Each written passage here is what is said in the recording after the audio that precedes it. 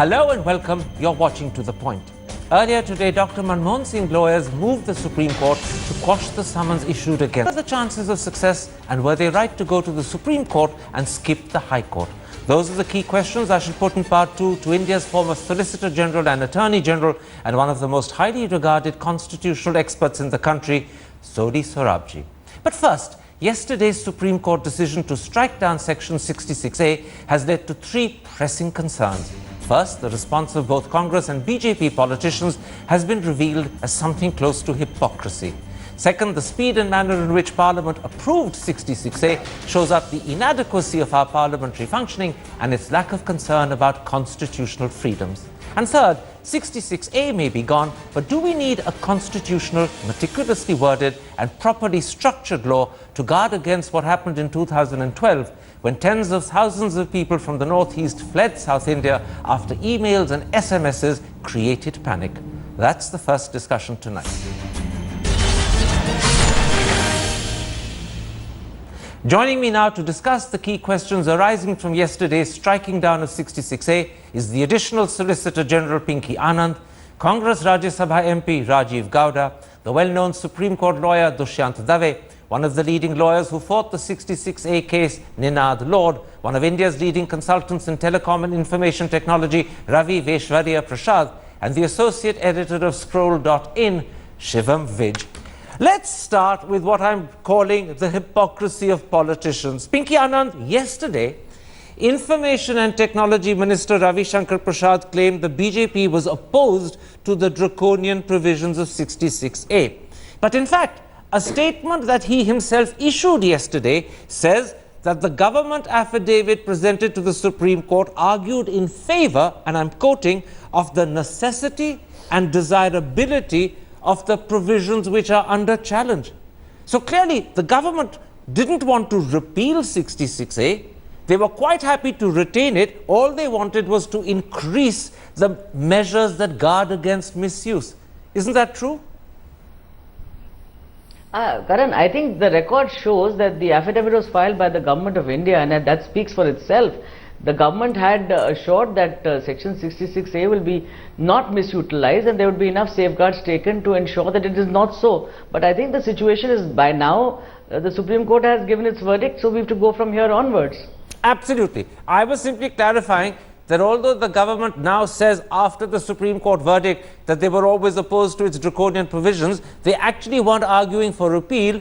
They were arguing to retain, but with greater measure to guard against misuse. Am I correct in that?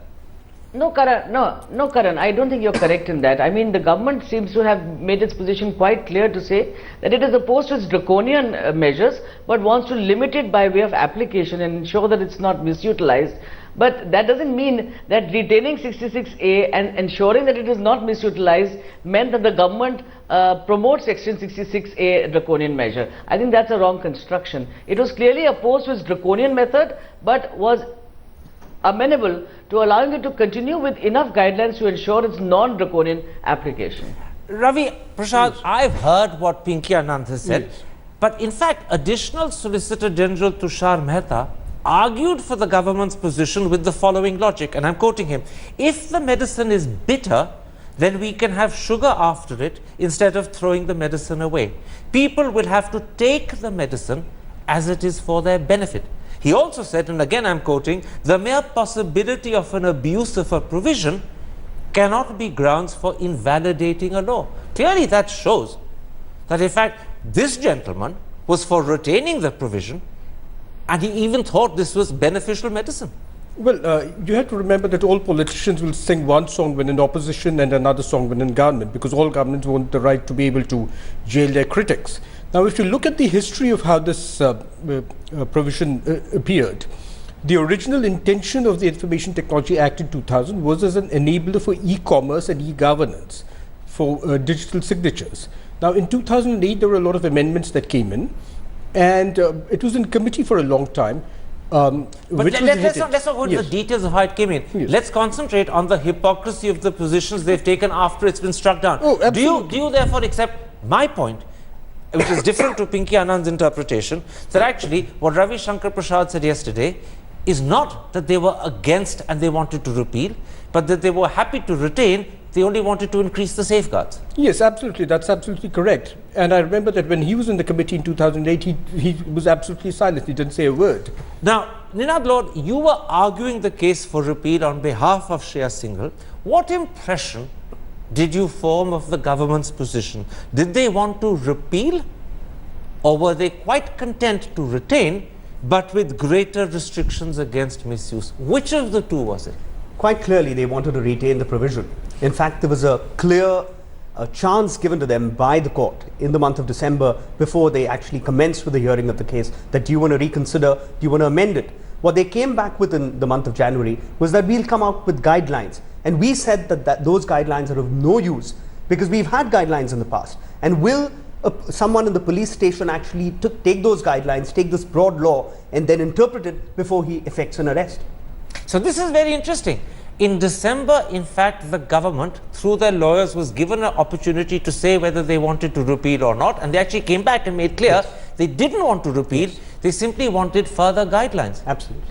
I'm going to go in a moment's time, Pinky Anand, to the Congress party because, in fact, if anything, when it comes to the question of hypocrisy, they are even more guilty of worse hypocrisy. But I'm waiting the presence of the Congress spokesperson who's still to join us. I'll come back to you and give you a chance to respond to both what Ninad Law as well as Ravi Vishwarya Prasad have said. Both of them have agreed with me that, in fact, the government didn't want to repeal. They were happy to retain. All they wanted was a greater measure of security against misuse. Do you want to respond to them? Pinky Anand? I'm sorry, Karan, I didn't hear you there. I think, Karan, a lot is being made out of some subject which I'm not understanding where you're headed. The question is, is 66A good or bad the way it is? Of course, today the Supreme Court has held that it is constitutionally invalid, being violative of Article 19(1)A and other grounds that the Supreme Court has given a 122-page judgment. That's one of the issues. The question as to what the government came forth is a matter of record. I mean, if we keep talking about it time and again, I don't think it's going to change the position. Okay. But after the judgment has come, the government has said that it will consider the entire proposition and come out with what their stand will be, whether indeed some law is required, because you can have a valid law. It's not as if you can't have a valid law. The question is, 66A in its application has been bad. That is a matter of record too. Okay, let's come to what stand the government takes about whether a new, better constructed law is required a little later. Let's stick for now to what I'm colloquially calling the hypocrisy of politicians. The Congress spokesperson Rajiv Gowda is with me, and I want to come, in fact, Mr. Gowda, to what I call your party's hypocrisy. Yesterday, Kapil Sibal welcomed the repeal of 66A. P. Chidambaram went even further. He said, and I'm quoting, the section was poorly drafted and was vulnerable. It was capable of being misused, and in fact, it was misused. And yet the truth is, your government, when it was in power, legislated and created 66A in December 2008. You notified it the next year in 2009, and at no point in the subsequent 6 years did you make any effort to repeal it. In fact, you defended it. So when you now end up welcoming the Supreme Court judgment, aren't you actually exposing your own hypocrisy on this? Not at all, Karan. And by the way, I've been here right from the beginning of the show, so I did hear what else happened. Now, if you think about any law, especially in an evolving domain like the internet, in terms of domains like cyberbullying, domains like cybercrime, spamming, phishing, etc., what you have is an evolving frontier, and the law and its provisions were brought in to address those particular concerns. And as the years unfolded, we saw that there were provisions in this law that were being misused. And as a result, all of us are looking and saying, okay, looks like this is a law that is hinting in the wrong direction. Can I interrupt? And one more thing. No, please hold on. Passing a law, passing an amendment, none of these things are quick and easy. It takes a lot of effort. Mr. Chidambaram said in crystal clear terms, the section was poorly drafted, which means ab initio it was poorly drafted. And it was vulnerable, it was capable of being misused, and it was misused. And a lot of that misuse, let's be honest, happened when your government was in power. Those famous cases happened when you were in office. No attempt was made by you to repeal it, and yet today your spokesmen are saying they welcome the Supreme Court striking it down. And I put it to you, this is either post facto realization you were wrong, if I'm being polite, or hypocrisy, if I'm being blunt.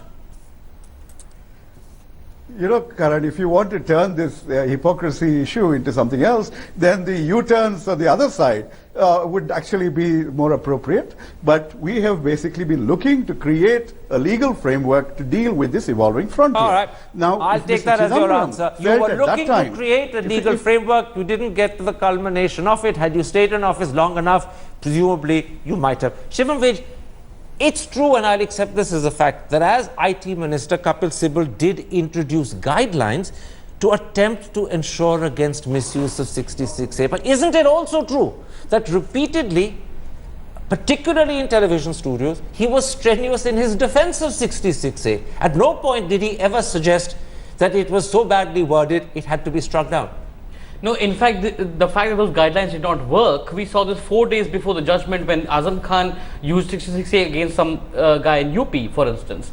I think we should stop using the word misuse in the context of 66A. It has not been struck down by the court for misuse. It has been struck down for being poorly drafted. It has been struck down because it's a bad law. You cannot misuse a bad law. It's like you cannot misuse poison. Absolutely. Poison can only kill. But I'm not talking about the liability of this law to be misused or the fact that it actually is poorly drafted. That's a different issue. I'm talking about Congress is shifting positions. Would you agree with me? Let me finish the question, then you answer. Would you agree with me that although Kapil Sibal brought in guidelines to guard against misuse, he was vociferous and outspoken in his defense? Absolutely. All of internet censorship, all the laws, including 66A, Mr. Kapil Sibal today owes us an apology. He and his government, the Congress party, brought a law that has been found to be violative of the constitutional guarantee of freedom of speech and expression. I think they have something. I think they need to apologize to us. Dushyant Dave, I deliberately left you to the last in this particular round of questioning over what I call colloquially the hypocrisy of politicians, because you speak today as an independent lawyer who's neither a Congress affiliated person nor a BJP one.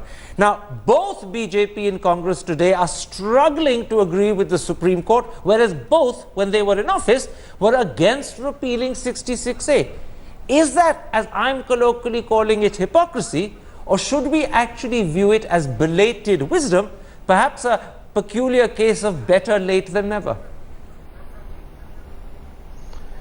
Well, it's, I think, much more than that. It was clear desire on the part of both the political parties to crush all unpopular ideas, discussions and advocacy on any subject which, impacts public life. So there is no doubt in my mind that neither Congress nor BJP, who supported when the legislation was passed, and BJP, who now have very fervently argued in support of Section 66A before the Supreme Court, can really get away from the fact that they really wanted a provision like 66A. And it would be really naive on their part now to say that no, we don't want it, or that we welcome the judgment of the Supreme Court. What else can they do? After all, it's the law of the land. So they have to accept it. But the fact remains that major political parties, unfortunately, which BJP and Congress are, I can understand regional parties are increasingly intolerant of people's ideas and, people's freedom of expression and speech. So it's an extremely sorry state of affairs. Absolutely. All right, let's then move on. Let's leave this issue of what I call the hypocrisy of politicians. And Pinky Anand, let's come to a second issue. How 66A was passed by the Indian Parliament. Today's Indian Express states that this was one of 8 amendments to the original Information Technology Act of 2006, which were passed by the Lok Sabha, along with 3 other bills in less than half an hour on December the 22nd, 2008. The Rajya Sabha passed it the next day without discussion. Doesn't that clearly suggest that Parliament didn't pay attention? They clearly didn't scrutinize this clause, and therefore they didn't apply their wisdom. I don't think, Karan, we can go as far as what you are trying to make out. However, the record does show that there was no debate, and this is something to ponder over for sure, that bills which have such far-reaching impacts or laws, in what fashion they should be considered is an issue which requires some thought and some pondering.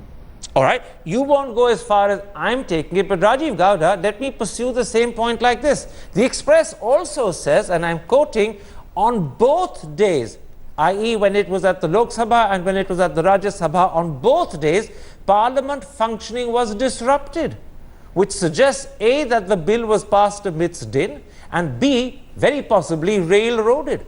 Now, isn't that further proof that Parliament took a very casual approach to a very serious clause that has ended up curtailing the fundamental cardinal right of freedom of speech with a chilling effect on our freedoms, as the Supreme Court said.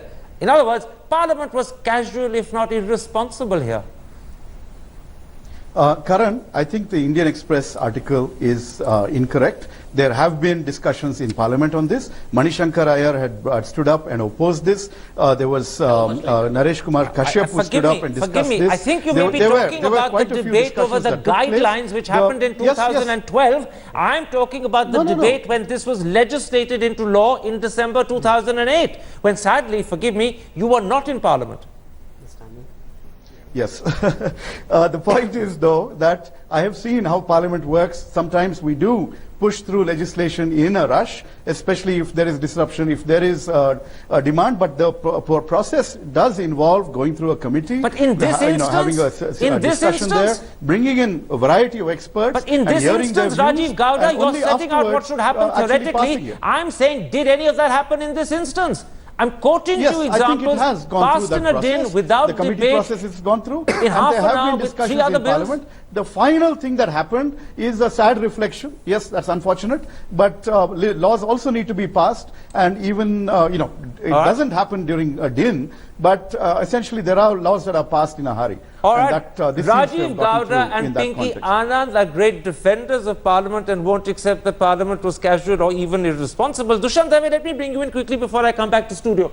The Indian Express says that even when this bill was handled by the Parliamentary Standing Committee on Information Technology, no one in that committee raised any red flags whatsoever about Section 66A. In other words, even the committee, which should go into scrutiny in much greater detail, was not worried about the draconian nature of 66A. Leave aside the horrible impact on freedom of speech that it thereafter had. What does that tell you about the manner in which Standing Committee handled this issue? Well, let me tell you one thing, and I don't know whether you have had a chance to see or not, but I think the whole nation must know that when the Constituent Assembly debates took place, on each article, if you read the debates, you see the sheer brilliance, the sheer labor and sheer sincerity of every member who constituted the Constituent Assembly. In the 50s and 60s, every amendment or every legislation was deliberated in Parliament in brilliant manner. Even if it was an innocuous amendment to the Income Tax Act, I have seen debates which really generated tremendous amount of excitement and absolutely world-class debates. Unfortunately, in last 10-20 years, this has really stopped. Absolutely. And we are seeing increasingly that legislations are being passed in an extremely casual, extremely, I would say, simple way without having any kind of a discussion, much less a serious, deliberate discussion. And what this particularly legislation, the way it was passed, and the Standing Committee's approach shows that every politician, irrespective of a political party, from right to left, from north to south, really doesn't care for the rights of the citizens. Absolutely. They are all elected by citizens, but when they go and sit there, they are only interested either in fighting or they are interested in their perquisites. Absolutely. Which they want in every particular way, but they certainly are not the guardians of the rights of the citizens. So thank God, the nation must be grateful that the Supreme Court of India has stepped in. Absolutely. We have such great judges that we have today, and they have been able to restore some sanity. Let's keep the focus on Parliament. Let's keep the focus on Parliament, because it's the inadequacy of Parliament's scrutiny that I want to concentrate on now. Ninad Lord, this is going to bring a smile to your face. It emerges that Ravi Shankar Prasad, the current Information Technology Minister, was a member of the Parliamentary Standing Committee when in fact that committee looked into 66A. Yesterday, Mr. Prasad said, and I'm quoting him, the BJP in opposition firmly opposed it and said 66A is not acceptable in its current form. But that wasn't reflected by his silence in the Standing Committee at all. Isn't it strange that he was completely silent along with every other member of that committee? Absolutely. We were shocked, in fact, when we read the Standing Committee report to find that there wasn't a whisper about the section. And in fact, what really emerged in the end was that this section, the entire of it, was actually lifted from a British legislation. And in the court, actually, the government went at lengths to rely upon English case law to say that, look, under the very same identical provision in England, there have been prosecutions and it's all fine. And in fact, the court has relied upon that to in fact strike it down, to say the manner in which there have been different judicial views taken of the very same words is ground enough to strike it down. So in fact, what Judge Rohinton Nariman did was to take the example of British legislation, which the government was citing to support its case, to prove that in fact the way different judges and judicial minds in England had differed over interpreting British law is good enough reason to strike it down. Absolutely. And therefore they used an argument being made by the government against the government. Absolutely. Now all of that, by the way, could have happened at the Parliamentary Standing Committee level too, and it didn't, which shows that our Parliamentary Standing Committee failed. Absolutely. Ravi, you were someone, in fact, who deposed in front of that Parliamentary Standing Committee.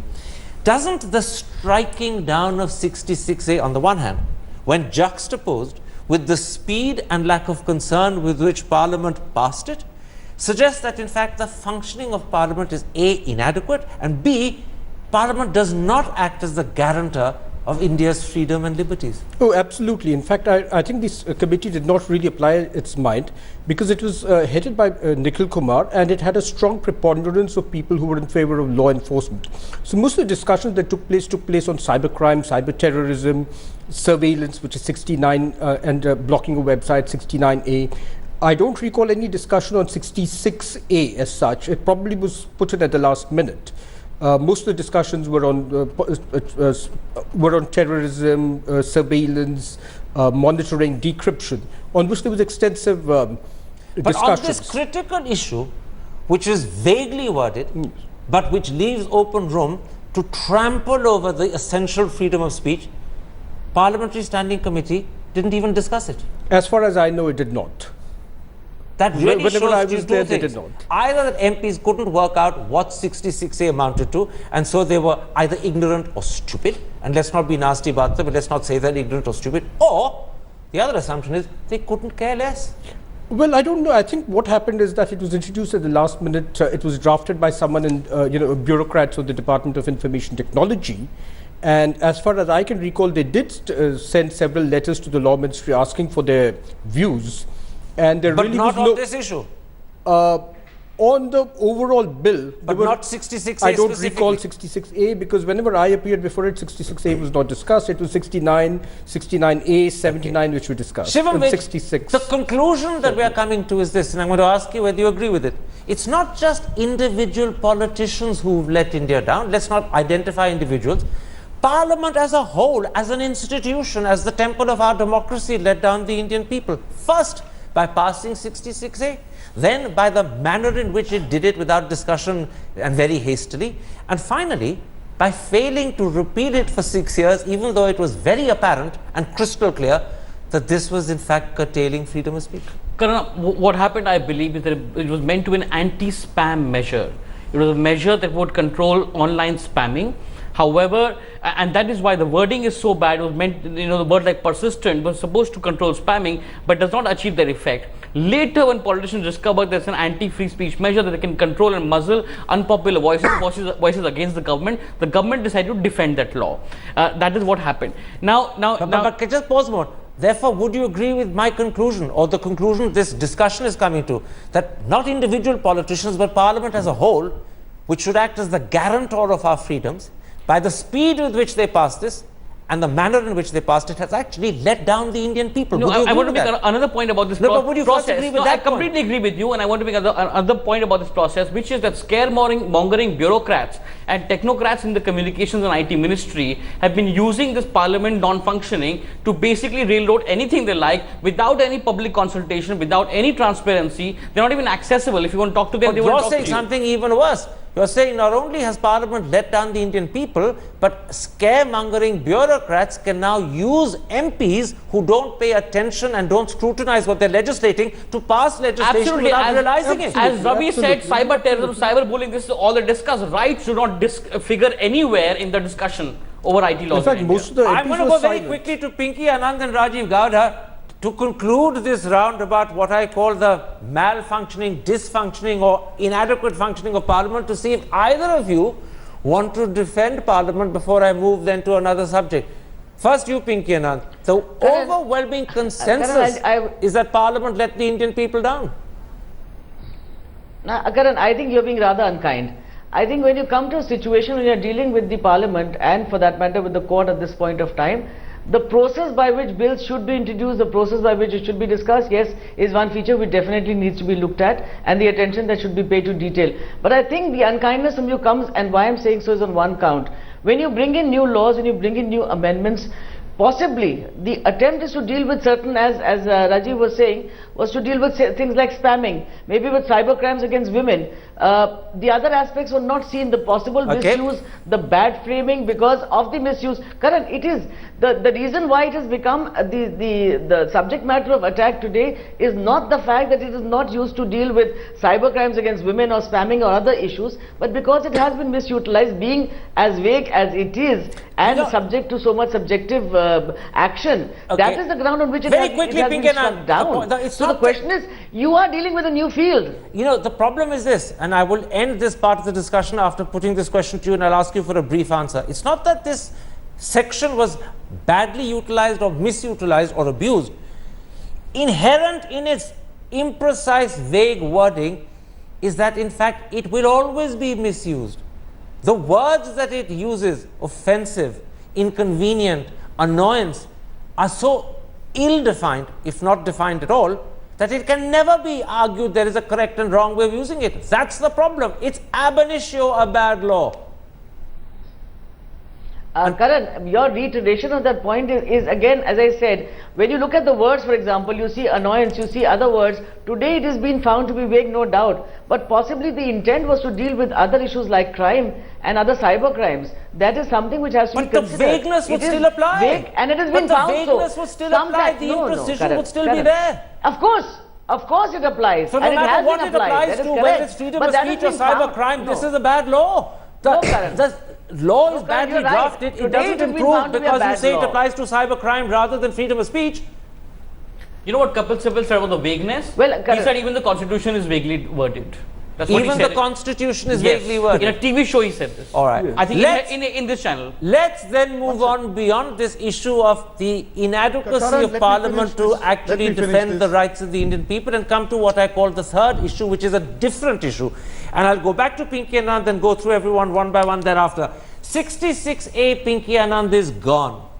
But do we need a careful, structured, meticulously worded law to tackle the fact that in India, malicious tweets, emails, messages on Twitter, Facebook, WhatsApp can frighten whole sections of people into fleeing their homes, as happened in 2012 when over 30,000 people from the northeast fled from South India in fear.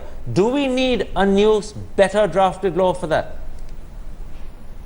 Karan, that is exactly, I think, what the issues that we were discussing, which were linked to the earlier issues. There is a completely new arena of cyber crimes that has to be considered. Those relate not only to fundamental right of speech and expression, as has been the case in the present point of time, but maybe to public order, to national integrity, to terrorist activity, to activities that make people free. So you're saying yes. So therefore, you do need an area of coverage. So yes, there is some requirement which has to be considered, but obviously that requires serious consideration, and that is under process. At one point of time, we will be able to come through with something constructive and ready. Rajiv Gada, I got a crystal clear answer from Pinky Anandan. She says we do need a new law, but it has to be constitutional, carefully structured, meticulously worded. Where does your party stand on that? Give me an equally clear, specific answer.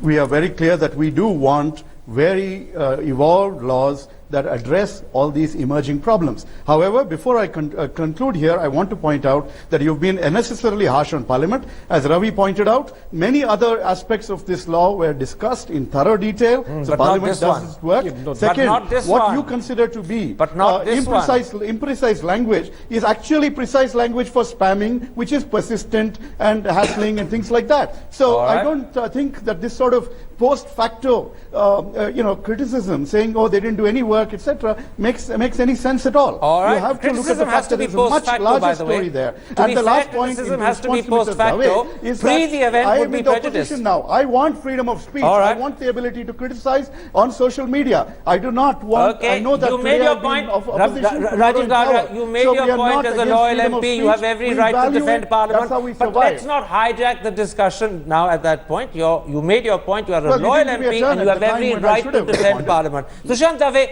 the existing provisions of the Indian Penal Code such as 153A, 504 and 505 sufficient to tackle situations like the 2012 one? Or do we need a new, better drafted constitutional law? Where do you stand on that question?